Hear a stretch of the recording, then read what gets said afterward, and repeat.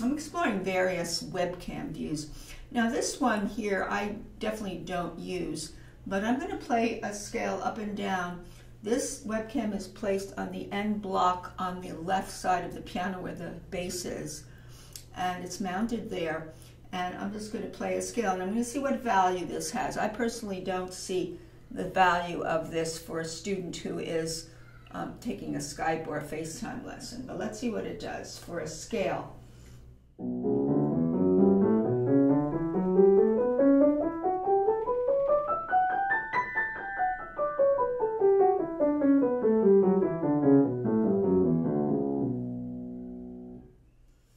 I'm now going to put the webcam on the treble side of the piano, which would be the end block by the highest range of the instrument.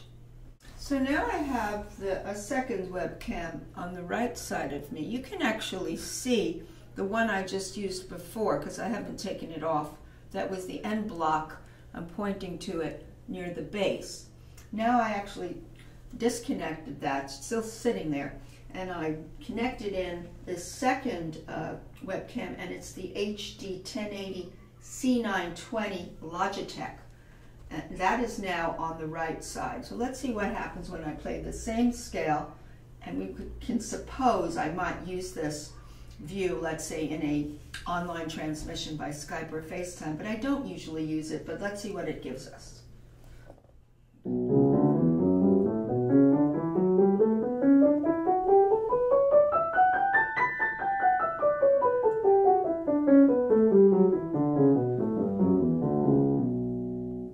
Okay, we can compare. Now I could also do a staccato and see what that gives us. It'll give us the same thing.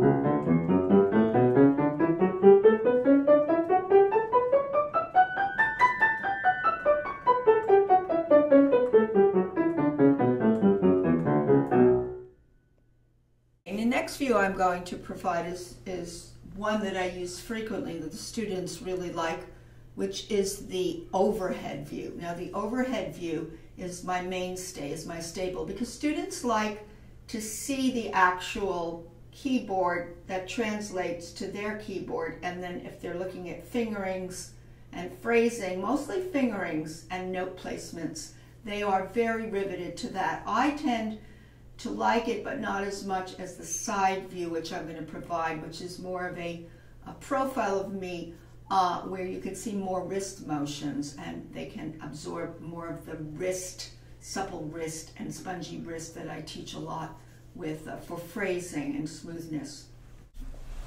So this is the overhead view I talked about, and you know, I can get a little bit more keyboard coverage if I play around with my overhead webcam, which is mounted on an Alzo mount that you put on your tripod.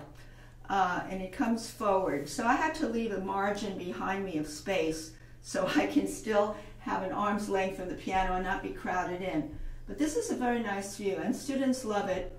And I'm going to try to keep my head out of it, because sometimes if you go far forward, your head kind of gets, your hair and head gets into the picture, and it kind of distracts and doesn't give you the full picture of the keyboard. So I'm going to try to stay fairly upright. So I'm going to do the same scale now, and you might not see the complete B. I could move this cam a little, but I'm trying to encompass pretty much up to the highest B. You'll see a little bit of the lowest B in my left hand. So.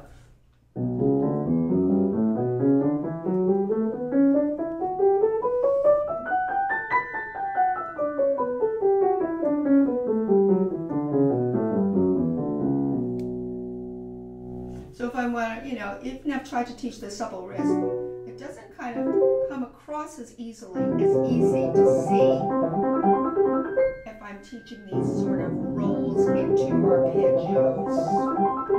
When I show you the other view I have, which I rely on more, plus this view, you'll realize that the one I'm going to provide next has the most teaching credibility for me, or teaching substance. You can see I'm now rolling into this, and I teach students the rolling motion between these.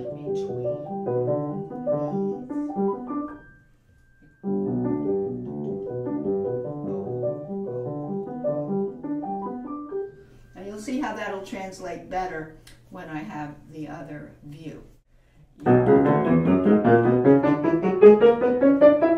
Forearm staccato.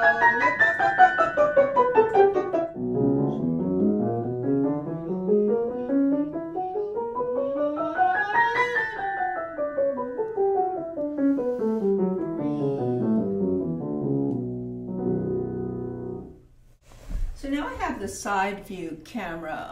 It's mounted on the music stand. It's the same music stand I use when I have live lessons and I want to turn the stand part, the desk part, the upper part, around toward the Steinway.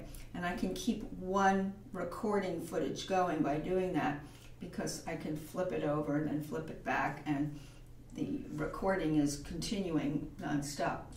But during a piano lesson, you know, if I'm on Skype or FaceTime, I like this view personally because I can show the wrist motions much easier with the side view. I'll give you an example of these 4-note double root arpeggios that are linked together through rolling wrist motions. Of course, I am a big believer in the wrist forward for tapering.